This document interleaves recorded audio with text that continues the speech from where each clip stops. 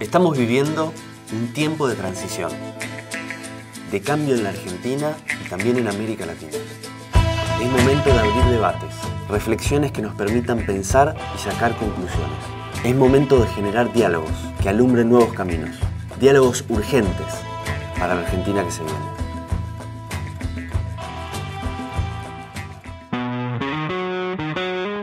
Es un personaje disonante dentro del Poder Judicial, al que critica y conoce como pocos. No oculta sus opiniones políticas y hoy es una de las voces que más duramente cuestionan la política neoliberal en nuestro país y el mundo entero. Hemos sido incapaces de lograr una reforma constitucional que establezca en la Constitución la prohibición de monopolio de medios masivos. ¿Cómo querés tener una democracia con un monopolio de medios masivos? No vamos a hablar de su extenso currículum académico ni de sus conocidos argumentos sobre el sistema penal. Hoy lo invitamos para que hable de política. El liberalismo viene con las mujeres que venían cantando la Marsellesa. ¿Y qué tiene que ver eso con la vieja de la cacerola?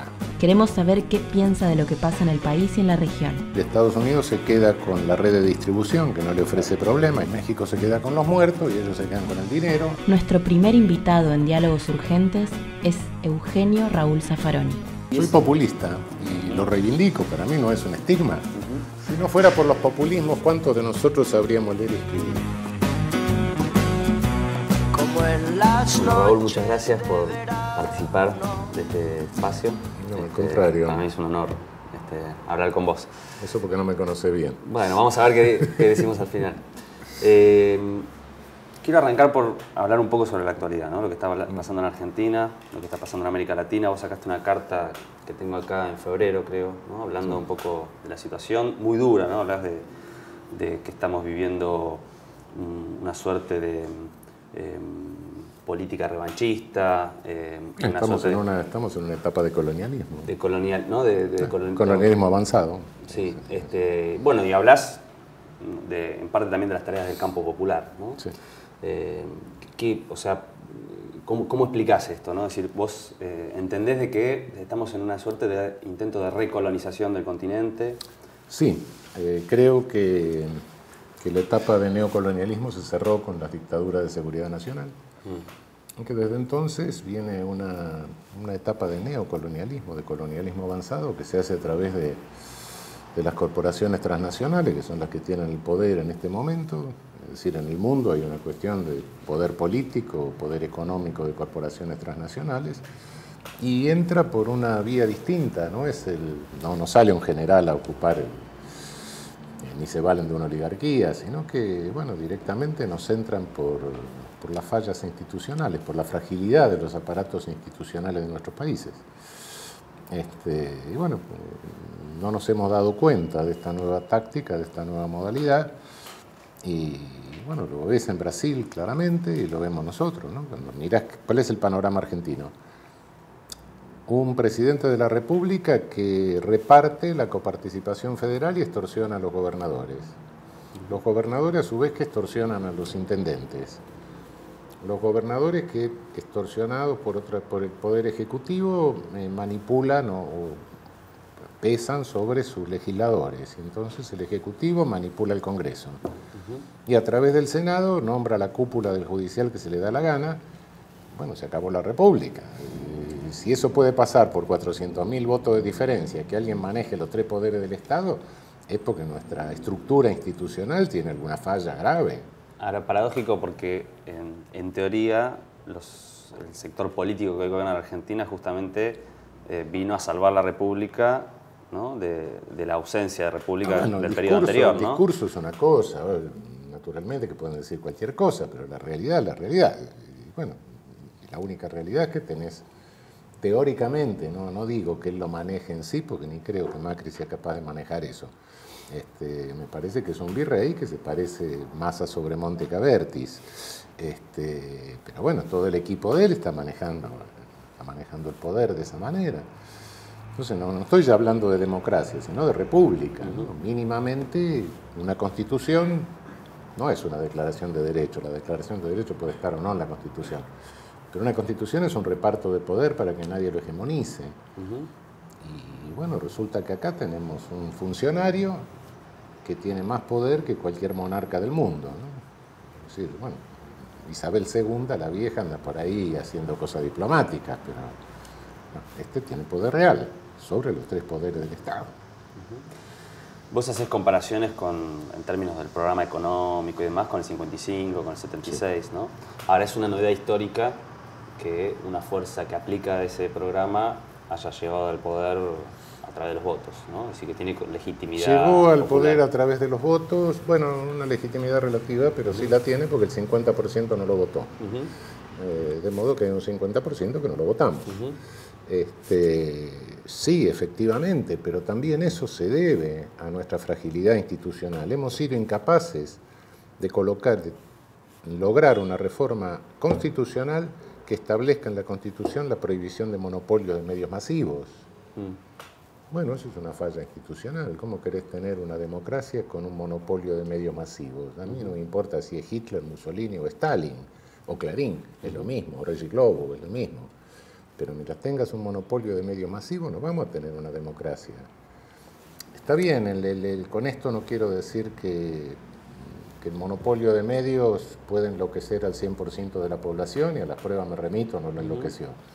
Pero sí te puede confundir un 10%, y un 10% para un lado, un 10% menos para un lado, más para el otro, te vuelca una elección. ¿Y qué pasó acá? Acá hubo un intento, ¿no? Con la ley de medios, seguramente con muchas fallas, pero hubo un intento de modificar eso. Fue trabada justamente por el Poder Judicial. Poder Judicial, claro.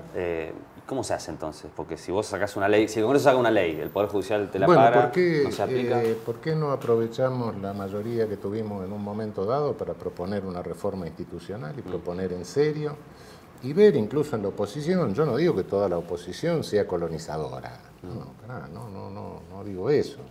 Pero bueno, sentarse con fuerzas de oposición y decir, bueno, si ustedes quieren una alternancia, tengamos una alternancia. La alternancia es sana, pero una cosa es alternancia, otra cosa es una opción entre dependencia o colonización, ¿no? Entre dependencia e independencia. Eso es otra cosa distinta. Podemos llegar a tener una alternancia, habrá gente que querrá ir más rápido, otros que quieren un poco más despacio, no importa. Pero siempre que vayamos en el mismo camino. Y eso se podía lograr en algún momento, hacer un cierto hilván político, decir, bueno, a ver, no sé, bueno, no, ojo, no estoy pasando factura, simplemente me estoy refiriendo a omisiones. Y las omisiones tienen alguna explicación también. Nosotros de alguna manera somos un movimiento popular, y los movimientos populares tienen poca confianza en el derecho. ¿Por qué? Porque los pueblos no tienen confianza en el derecho. Nuestro pueblo no tiene confianza en el derecho y los pueblos latinoamericanos tampoco. Y no es gratuito, tienen razón en no tener confianza. Cada vez que le mencionaron el derecho, la democracia, la libertad, las garantías, etc., fue para estafarlo. Esto es distinta a nuestra historia cultural, política, en este sentido, a la historia europea. En Europa han hecho cuanta atrocidad se les ocurrió. Pero cada uno lo hizo con su cara, con su rostro. Hitler era nazi, Mussolini era fascista, bueno, está bien. Franco era más, está bien. Nadie dijo, vengo en nombre de la República, de la democracia, de la libertad, de los valores jurídicos, no. Es un invento más norteamericano igual eso, ¿no? Eso es un invento norteamericano y nuestro. Entonces acá bombardearon la Plaza de Mayo, fusilaron a la gente, ametrallaron, fusilaron sin proceso, derogaron una constitución por bando, todo en nombre de la República, la democracia y la libertad. Bueno, ¿cómo pretendés que nuestros pueblos crean en el derecho? Cada vez que le mencionas eso, dicen, bueno, me está enroscando la víbora, ¿no? Es un problemita, Creo que tenemos que crear confianza en el derecho, no recrearla porque no existió nunca, sino crearla, pero crearla en serio y crearla a partir de la convicción de que estas cosas no son unas cuestiones que discutimos entre algunos tipos que estamos en un cubículo encerrado. No, son cosas que repercuten en el trabajo, en la salud, en la educación, en la comida todos los días. En general la militancia popular tiene desconfianza, ¿no? en el derecho, porque es percibido que las leyes están hechas en realidad para reproducir un orden social injusto, ¿no? Desigual. Bueno, mira, el principio de que el derecho es el instrumento de las clases dominantes era de Marx del siglo XIX y tenía razón como descripción. Hoy la cosa cambió. Hoy la cosa cambió. La cosa cambió porque en el siglo pasado, bueno, se habían hecho muchísimos genocidios, etcétera, claro, todo en los colonizados, ¿no? Un día se hicieron en Europa y las víctimas tenían la misma carencia de melanina que los poderosos, ¿no? Entonces dijeron, se asustaron todos y dijeron no, y empezó el asunto de los derechos humanos. Primero como una declaración tímida, después... Hoy en el derecho hay un campo de lucha y lo tenés que pelear en ese campo. Y si no, ¿qué te queda? Si no, te queda la violencia. Y en la violencia, aunque ganes, perdés. Porque la mayor cantidad de víctimas siempre la ponen los más débiles. En fin, pero, digamos, si hay en una sociedad desigual, ¿no? Socioeconómicamente, por más que exista la igualdad formal ante la ley, donde todos los individuos somos iguales, pero no lo mismo. Pero hay algunos que son más iguales que otros. Eso exactamente. Sí, cabe duda. ¿Cómo entonces cómo se da esa pelea a través partiendo de una desigualdad de origen que no es jurídica? Bueno, te digo, ¿cómo se da en este momento? ¿Cómo se puede dar en este momento frente a los tarifazos, por ejemplo? Bueno, llenémosle de amparos todos los juzgados, a ver qué pasa. Llenémoselo, hagamos como en el Corralito, que hubo 70.000 amparos. Tardamos 3 años en ordenarlo después. Bueno, hagamos lo mismo. Van a tener que llamar a los ingenieros, como tuvimos que hacer con el Corralito, para ver si no se nos venía el edificio abajo. Bueno, usemos la justicia. Y así te puedo decir otras cosas. Está bien, me puedo decir, bueno, pero puede llegar a la corte, a esto, a aquello. Déjalos. El Poder Judicial, Raúl, digamos, visto desde afuera, ¿no? Es visto como un patrimonio, una casta, gente que no está sometida a la soberanía popular, que no pagan impuestos, ¿no? que tienen cargos que no concursan nunca a los jueces y demás, ¿no? Esa es la mirada que hay afuera. Bueno, desde adentro, ¿cómo se ve? ¿Vos lo conocés bien? Sí, yo pertenezco a la familia judicial. Soy el hijo marihuano, pero bueno, no importa. No, nadie me puede negar los casi 40 años adentro. No, en sí, la idea de que es una corporación así es falsa, ¿no? No es una corporación. Tiene sus líos internos, sus tendencias internas. No. Y hay una minoría que se partidiza en algún momento, sobre todo en la justicia federal.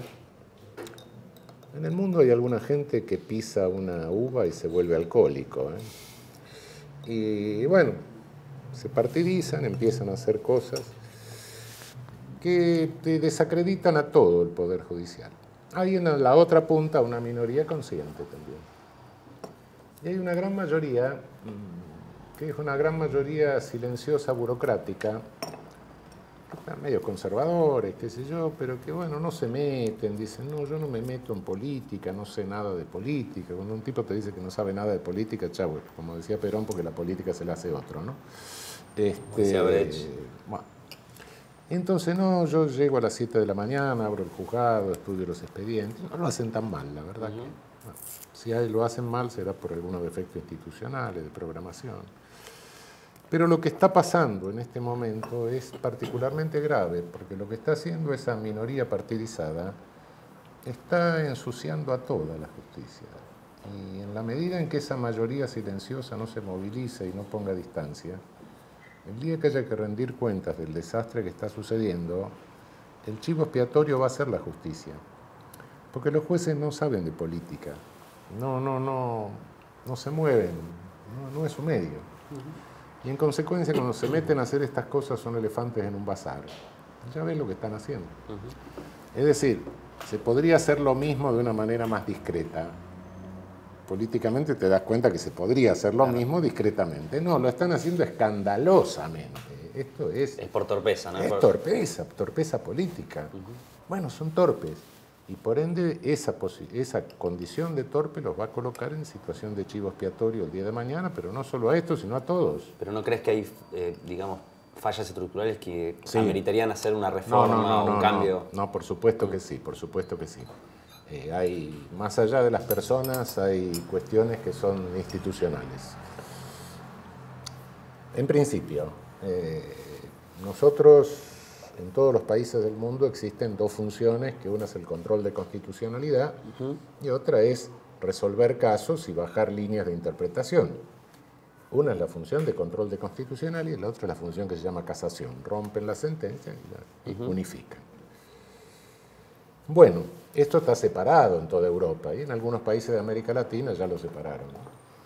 Una cosa la hace un tribunal de control constitucional, otra cosa la hace un tribunal de casación. Son dos funciones completamente distintas. Incluso el entrenamiento del juez tiene que ser distinto. Para ser un juez de control constitucional tiene que saber derecho constitucional y si sabes alguna otra rama del derecho, mejor, pero no es necesario.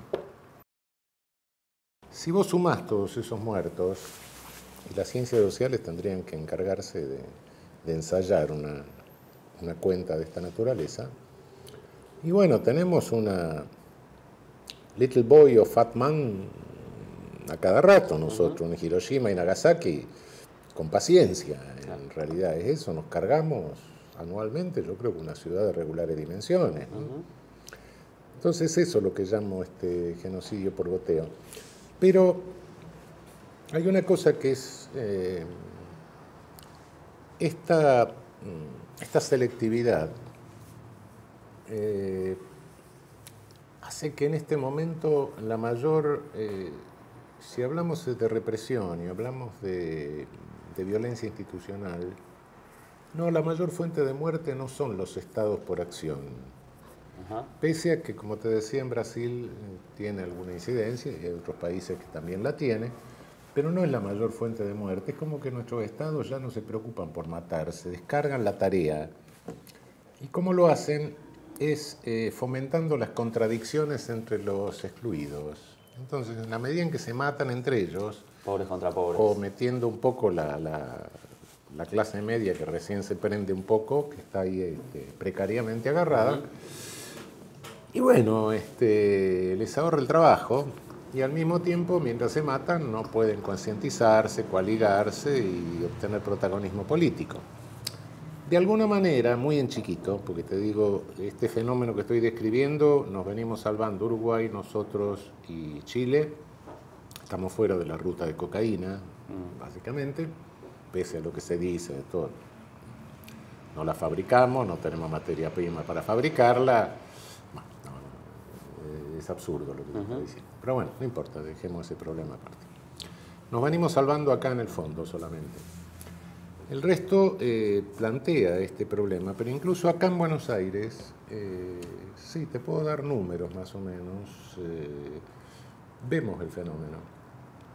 La ciudad de Buenos Aires es una ciudad que tiene un índice de homicidio bajo, pero si le sacamos las villas, es más bajo todavía. 2.5, 2.7 por 100.000 anual. Brasil, te digo, que tiene un promedio de 24 por 100.000 país. Claro. Bueno, 10 veces más. Eso te da una idea, sí, pero promedio de todo el país. Ah. Hay algunas ciudades de Brasil que están muy por encima. La campeona de América Latina es San Pedro Sula en Honduras, 90 por 100.000, son cifras bélicas directamente. No, bueno, pero Buenos Aires, si le sacamos las villas, está en 2.6, 2.7. Eso la acerca a Europa, o a Canadá, 1,5 tienen más o menos, porque son los más bajos del mundo. Cero no hay, claro. Bueno. Sí. Con las villas, si pasás a las villas, pegas un salto a 17 o 16. Tenemos un 44-45% de homicidios no esclarecidos, son los de la villa, fundamentalmente. Es esta confrontación entre excluidos que marcás. Sí. Los villeros se matan entre ellos, no salen a matar clase media. Es mentira. Es esa confrontación. La tenemos en chiquito nosotros. Si te vas a Brasil y te vas en la favela, bueno, lo vas a tener en macro, ¿no? Claro. No, nosotros es chico. Pero sí, pero esa es la tendencia en toda la región. En general, digamos, la derecha o cuando se plantean este tipo de miradas sobre la región, sobre nuestros países, la mirada que denuncia un carácter colonial, plantea que eso es una excusa ¿no? Para no hacernos cargo de los errores propios, ¿no? Es decir, la idea de buscar un chivo expiatorio afuera, ¿no? Es decir, echarle la culpa a otros. No, por supuesto, no. Vos te referís a la derecha y a los medios de comunicación monopólicos. Sí, los medios de comunicación monopólicos, bueno, son parte no es que no están al servicio de las corporaciones, eso es mentira, son parte de las corporaciones, son corporaciones. Pensar lo que es la Rede Globo de Brasil, bueno, qué sé yo, Clarín es el boliche de la esquina comparado con ellos, qué sé yo, Televisa de México, o Azteca, ¿no? Unos conglomerados de dinero que es impresionante. Bueno, no, ellos sí, pero ellos tienen el discurso y la creación de realidad de la sociedad excluyente, ¿no? Un modelo de Estado que genera una sociedad excluyente, responde a los intereses financieros transnacionales, ¿no? Entonces ese es el discurso de ellos. Un discurso que no es igual en todos los países, porque en este cono sur, en este angulito que estamos en el sur, los tres países, donde el índice de violencia es bajo, lo magnifican, te crean una realidad mucho más violenta de la que existe. Entonces, si hay un homicidio, te lo pasan 18 veces por día y tenés 18 homicidios. Y si es medio morboso, con un componente sexual en el medio, mejor, ¿no? Entonces aparece el tipo que ofrece ropa interior de señoras, mostrando glúteos, y de repente cambia, hueca la voz, hay que reformar el Código Penal. Bueno, sí, eso es, y pasa el homicidio, con cosas, todas esas cosas. Es decir, acá crea un nivel de violencia que no responde a la realidad. Pero pero ¿qué pasa donde el nivel de violencia es alto, como México? Claro.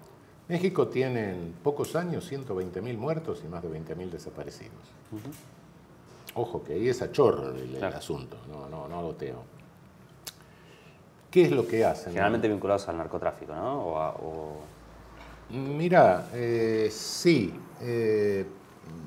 Desde que asumió Calderón, desde el sexenio de Calderón, desde el sexenio pasado, en cifras oficiales nomás, dejemos de lado las dudas que podamos tener sobre las cifras oficiales, el homicidio venía así, de repente saltó. En un año te salta. ¿Qué es lo que pasó? Bueno, rompió con todos los cárteles, rompió el equilibrio que había en el tráfico. Y bueno, se le provocó una anarquía interna y bueno, la competencia por alcanzar el principal mercado demandante de tóxico se produce en México y hay una hermosa distribución del trabajo. Es decir, Estados Unidos se queda con la red de distribución que no le ofrece problema y no la desarma. Algún negro de vez en cuando que sale fuera de la red lo mete adentro, pero nada más, lo de la red queda bien. Con eso se queda con el 60 o 70% de la renta del tráfico de cocaína. Y bueno, y los narcos se matan del lado del Río Bravo para el sur y hacen todas estas barbaridades para alcanzar el mercado consumidor, la competencia se hace afuera. Lo mismo que con la prohibición alcohólica pasaba dentro de Estados Unidos, ahora pasa, lo dividieron, La competencia para alcanzar el mercado consumidor la hacen afuera, la violencia se hace afuera, la mafia está afuera y ellos nada más reparten. México se queda con los muertos y ellos se quedan con el dinero, además le venden armas a los mexicanos para que se maten mejor, y además se quedan con el monopolio del 100% del lavado, ¿no? Nosotros no podemos lavar ni un calzoncillo, ¿no? El Gafi nos condena. Solo pueden lavar en el hemisferio norte, ¿no? De modo que concentran las tres cosas y ahora parece que con esto de los Panama Papers se están también concentrando más todavía el lavado, ¿no? No se lo vamos a dar a estas islitas, a estos refugios, sino que lo vamos a hacer nosotros, ¿no? Llama la atención que en los Panama Papers no aparece ningún norteamericano ni ningún alemán. Claro. Bueno, pero bueno, lo que te quería decir es ¿qué es lo que hacen los medios en México? ¿Cómo te presentan esta altísima violencia? Bueno, la normalizan. Es decir, acá la suben, allá es normal. Y hacen algo que es terriblemente indignante. Yo quiero mucho a México, y lo siento, se lo he dicho a ellos muchas veces, me provoca una genuina indignación que me da ganas de usar una serie de palabras no muy académicas. Dicen, no, esto nos pasa porque los mexicanos somos violentos. No te lo dicen, pero le falta poco, pero sí después en el tequila de por medio alguien te lo dice. Mirá que los aztecas sacrificaban a los prisioneros, nuestra historia está llena de sangre. Sí, claro, los aztecas sacrificaban a los prisioneros de la misma manera que los españoles, ¿no? Y la historia de México es sangrienta, bueno, le robaron 2/3 del territorio, como para que no lo sea. Pero bueno, es racista el discurso, ¿no? Nos pasa porque somos así, somos inferiores y por eso somos violentos. Tenemos una personalidad básica violenta, lo cual es racista, es racismo puro. Recuperan el viejo discurso del grupo de los científicos de Porfirio Díaz de hace 100 años, ¿no? Raúl, antes planteaste que el dilema, ¿no?, de la región y del país sigue siendo colonialismo, emancipación, dependencia, independencia, ¿no? Es una terminología históricamente asociada al nacionalismo popular o a los movimientos nacional populares. ¿Vos te identificás de esa manera políticamente? Soy peronista. ¿Te identificás con el peronismo? Soy populista y lo reivindico, para mí no es un estigma. Si no fuera por los populismos, ¿cuántos de nosotros sabríamos leer y escribir? Con todos sus errores, con todos sus defectos, con sus personalismos. Pero en América Latina, qué sé yo, el peronismo, el irigoyenismo antes, Lázaro Cárdenas, Vargas, Velasco Ibarra, Víctor Raúl Haya de la Torre, qué sé yo. Sin ellos, la base de ciudadanía real se hubiera ampliado, con errores y con todo, no sé, y algunos autoritarismos, sí, no cabe duda. Pero todos los errores y todos los abusos que pudieron cometer los populismos, que los hubo, ¿no? Comparémoslos con los que cometieron los que trataron de pararlos, o de regresar en esa expansión de ciudadanía real. Son peccata minuta. Pero digamos, yo por eso te preguntaba al principio, ¿no?, en esta discusión sobre la democracia, los derechos, sí, no históricamente... voy a dejar de criticar los errores, bueno, sí. No, pero digo, históricamente se ha hecho la operación de justamente contraponer, ¿no?, sí, el populismo con la república. Lo que sea. Mentira. ¿Quiénes negaron más? Y cuidado, y ahí tenemos que recuperar un discurso. No le podemos permitir que ellos sean los monopolizadores del liberalismo. Y cuidado que ahí nos confundimos, ¿eh? El liberalismo viene con las mujeres que venían cantando la marsellesa. ¿Y qué tiene que ver eso con la vieja de la cacerola? Empecemos por ahí. No, cuidado. ¿Quiénes fueron menos liberales en América Latina? ¿Los populistas o los gorilas? Los gorilas. Por decirlo más brutalmente, ¿quién se cagó más en la República, en la Constitución, en las garantías, en los Pues ellos. Pero digamos que la clase dominante argentina siempre reivindicó el liberalismo como su ideología, ¿no? Usó el liberalismo, pero no lo practicó nunca. Era un discurso. Y la ideología básica de la clase dominante argentina era spenceriana, no era liberal. Era racista. Andá 100 años atrás y buscá los libros y mirá las barbaridades que dicen. Son racistas. Racistas spencerianos. Se justificaba el colonialismo, ¿por qué? Porque nosotros teníamos la cabeza más chica. Y teníamos la cabeza más chica porque usábamos más el sexo, decía Spencer. Y los dos consumen el mismo... Ojo, no estoy fabulando. Spencer dice semejante barbaridad. Entonces hay que enseñarnos a usar menos lo de abajo para que se nos achique y se nos agrande lo de arriba. No sé cómo lo iba a hacer, le iba a mostrar un retrato de la reina Victoria, una vacuna contra el erotismo, pero no, ese es el racismo de nuestra... mirá los libros de los años 30 del senador Villafañe, la chusmocracia, y el peronismo no había aparecido, era contra el irigoyenismo, era contra la ley de voto obligatorio, la ley electoral. En los años 30 hasta los 40, los conservadores decían que la ley Sáenz Peña había sido el peor error de la Argentina. Bueno, pero eso era liberalismo, ¿no? Eso directamente. ¿Y cómo justificaban el fraude patriótico y todo eso? Por Spencer, que también era la ideología de Porfirio Díaz y de todas las oligarquías nuestras. Es racismo. nosotros somos inferiores, necesitamos educar al soberano para que se le agrande la cabeza. Después que el soberano esté educado, entonces lo vamos a dejar, porque si lo dejamos solo manejar la democracia esta, como dice la Constitución, hace las cosas de negro que hicieron los haitianos. Ese era el razonamiento. No, cuidado que liberales no fueron nunca. No. Puede ser, bueno, liberal habrá sido Alberdi, qué sé yo. Sí, bueno, fenómeno, pobre Alberdi. Así terminó en París, en una pieza. Los liberales de acá los mandaron allá. Claro. No, el discurso liberal, cuidado, naturalmente que hay hay cosas del liberalismo que tenemos que revisar seriamente, pero el liberalismo fue progresista en el mundo como ideología, claro. Fue la ideología de una burguesía, sí es cierto, fue la ideología de una burguesía, pero adelantó cosas que de alguna manera hoy tenemos que incorporar a todo el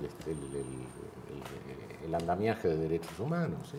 Pero ¿estás de acuerdo, por ejemplo, o sea, que las ideologías no se pueden entender fuera de su contexto, ¿no? Si uno puede mirar la historia europea y decir, bueno, el liberalismo fue progresivo, así como el nacionalismo en Europa hizo estragos, ¿no? El fascismo y demás. Y en cambio en América Latina uno podría hacer la relación inversa, es decir, el liberalismo fue y el nacionalismo en cambio fue. Claro. Es decir, que nacionalismo, liberalismo, depende en manos de quién. El nacionalismo en serio, quiero decir, no el nacionalismo del año 30, galerita. No, nacionalismo de derecha no. Porque eso era fascismo, ¿no? Prefascismo era. Sí, la lucha contra la dominación colonial primero, neocolonial después. La independencia económica y la soberanía política, sí, claro. Sí, por supuesto. O sea, una misma ideología, porque uno de los grandes errores muchas veces en América Latina, incluso desde el pensamiento muchas veces de izquierda, ¿no? Y demás, es trasladar mecánicamente de Europa. Eso no se puede hacer. Entonces siempre uno rechaza el nacionalismo. Eso no se puede hacer, pero si vos tomás el avance de los derechos humanos en el mundo, evidentemente no podés negar que de alguna manera la burguesía europea hizo una contribución que es importante. Claro. Por supuesto que ahí no nos vamos a quedar, no estamos en el siglo XVIII, y no me considero un iluminista de calza blanca, no. Pero cabe reconocer que históricamente son momentos. Hoy lo tenés que plantear desde otro momento, porque en fin, hay que replantearlo de otro ángulo. Y sí, tenés razón, por supuesto, no se puede trasladar, desenraizar una ideología y trasladarla a otro lado. Ni tampoco podés desenraizar constituciones y trasladarla y todas esas cosas. ¿Nosotros qué hicimos? Copiamos la Constitución de Estados Unidos, formalmente una constitución liberal, soberanía del pueblo, etc. ¿Y qué realidades tuvimos en toda nuestra región? Realidades cuasi feudales. No digo feudales porque el feudalismo es un fenómeno europeo, pero cuasi feudales. De oligarquías terratenientes, proconsulares de intereses neocolonialistas. Y ahí esas oligarquías, por eso yo te digo, esas oligarquías no eran liberales, esas oligarquías eran racistas. ¿Por qué? Porque se consideraban que eran los que ya habían sido educados, ya tenían la cabeza más grande, ya eran visionarios y tenían entonces el derecho y hasta, digamos, la tarea piadosa de gobernar a esta masa de mulato, negro, indio, mestizo, gaucho, etc. Inmigrante también. Ahora, pareciera que con la globalización... Y mejorar la raza trayendo a los inmigrantes, claro. Ahora, cuando llegaron los inmigrantes también hubo un problema porque se trajeron los problemas del sindicalismo, del socialismo, estos vagos que no querían trabajar los domingos, bueno, qué sé yo, y ahí se armó un lío bárbaro. Pero, en definitiva, sí, nosotros tuvimos dos momentos de racismo, un racismo antigaucho y después tenemos un racismo antigringo y después en el 45 tenemos un racismo anticabecita. Bueno, es decir que somos una sociedad y hoy tenemos un racismo antiboliviano, pero somos una sociedad incorporativa, al cabo de una generación nos metemos adentro. Raúl, para ir terminando, vos venís hace mucho tiempo insistiendo en la necesidad de un cambio constitucional que apunta a modificar el sistema político en Argentina. Estoy pensando una cosa distinta. A ver. Cada vez que escucho volver, digo, no, volver no vamos a volver porque no nos fuimos. Lo que pienso es que los pueblos no se quedan quietos y bueno, ahora tenemos que pensar qué nos pasó y cómo seguir adelante. Y creo que hay que realizar una refundación institucional del país. Hay que pensarla. No importa que no tengamos hoy el poder, que no tengamos la mayoría, que no tengamos los votos. Bueno, pero si no lo pensamos, no lo vamos a hacer nunca, ¿no? Pensémoslo. Creo que la bandera tiene que ser esa, tiene que ser, miren lo que nos pasó por defectos institucionales. Y esto está teniendo las consecuencias en el tarifazo, está teniendo las consecuencias en la devaluación del salario, está teniendo las consecuencias en la devaluación de las jubilaciones y pensiones, está teniendo consecuencias en la inflación y en lo que no puedo comprar en el supermercado ni en la feria ya, y así sucesivamente. Guarda que esto no es una cosa que la tenemos que pensar los eximios constitucionalistas, no. Los eximios constitucionalistas y los juristas, esto es como el vino, ¿no? Alguien fabrica el vino y alguien lo tiene que envasar, porque si no lo envasa bien, naturalmente se avinagra. Pero el vino no, el que fabrica el vino acá tiene que ser el pueblo, tenemos que ser todos, porque estas son cuestiones políticas. Esto que estoy explicando son cuestiones políticas.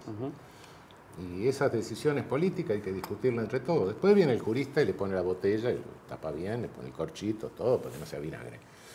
Mejor hacerlo bien. Pero no, la discusión política, la decisión, no, eso no es una cuestión de juristas, es una cuestión de todos. Y eso supone también cuestionar o preguntarnos sobre la democracia entendida como está en la Constitución en términos estrictamente representativos. ¿Crees que es posible plantear otros mecanismos de participación democrática que sí, no sea la delegación? Se pueden plantear otros mecanismos de participación democrática, por supuesto, hay que tener mucho cuidado con eso también, ¿eh? Mirá lo que está pasando en Venezuela con eso o cosas por el estilo. Pero sí, claro que se puede. Pero creo que hay que, a mi juicio, hay que empezar a reforzar la institucionalización desde abajo, desde las manifestaciones terciarias del Estado. ¿Con quién está el ciudadano, el habitante común en contacto? ¿Qué percepción tiene del Estado? La primera percepción que tiene del Estado, directa, no mediática, sino directa, es con el municipio. Se empezó a democratizar por ahí. Y fíjate que en nuestra historia, ¿quién empieza este proceso de elitización? Rivadavia. ¿Y qué hizo? Suprimió los cabildos. Está bien, no era muy democrático, pero era una manifestación local. Cerró. Y a partir de ahí se generó una policía de ocupación territorial vertical, en forma de ejército de ocupación territorial. Nosotros nos copiamos la Constitución de Estados Unidos, pero nunca le copiamos la policía de condado a los gringos. Claro. Bueno, empecemos por la base, o sea, por donde el habitante tiene el contacto directo. Si este es un gobierno virreinal, como lo llamaste, ¿no? Un nuevo gobierno virreinal, hay que volver a los cabildos, digamos. Hay que rearmar los cabildos. Hay que rearmar los cabildos, ¿sí? Efectivamente, sí. Sí.